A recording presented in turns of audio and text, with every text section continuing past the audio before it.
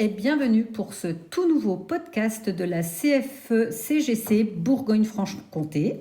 Ce matin, j'ai la joie de recevoir Nathalie. Bonjour Nathalie. Bonjour Valérie. Écoute, j'ai entendu parler d'une éventuelle centralisation du traitement des U1. Est-ce que tu as des informations sur ce sujet? Oui, absolument. Il s'agit du premier centre de services partagé. Et ce premier projet préfigure de ce qui va se multiplier à l'avenir chez France Travail, à savoir mutualiser des activités pour faire des gains d'efficience. Peux-tu préciser? Absolument. Il y a à peu près un an, la région Grand Est a entamé la création d'une plateforme physique de traitement des formulaires U1 et de liquidation des dalles frontalières. Elle a proposé à l'ADG de centraliser ses activités pour l'ensemble des régions de France. Elles sont principalement concernées Auvergne-Rhône-Alpes, Hauts-de-France et Bourgogne-Franche-Comté. Et d'ailleurs, Nathalie, il faut savoir que Bourgogne-Franche-Comté compte quand même 10% de ses activités au niveau national. Ce n'est pas rien.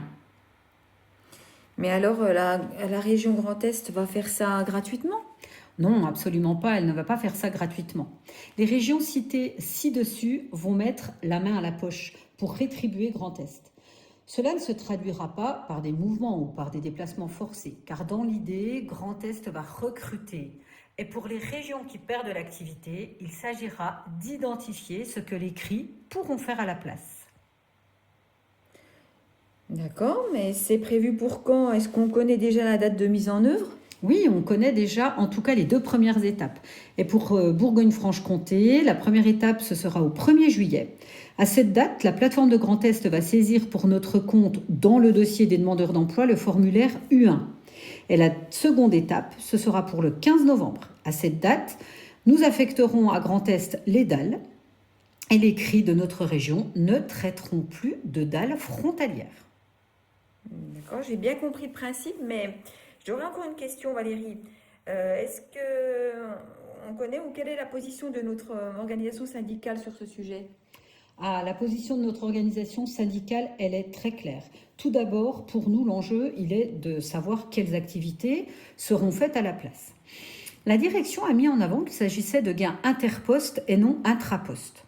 Sur ce sujet, la CFE-CGC a mis une grosse alerte en CESEC, car par exemple, Nathalie, en ARA, il y a des agences qui font quasiment exclusivement du traitement de DE frontaliers. La réponse de la direction sur ce sujet, elle a été plutôt floue. Mais ce n'est pas la seule question que nous avons à la CFE-CGC. Notre vigilance et nos alertes vont porter sur plusieurs points. Le premier, c'est pourquoi précipiter la mise en place de ce centre de services partagé alors que la plateforme de Grand Est n'a qu'un an de vie.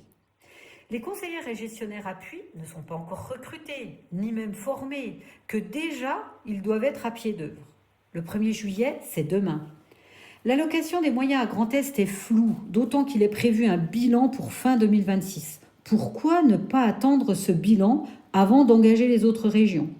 On nous apprend par ailleurs que des robots sont en cours de fabrication et qu'ils feront à terme le boulot de gestionnaire appui.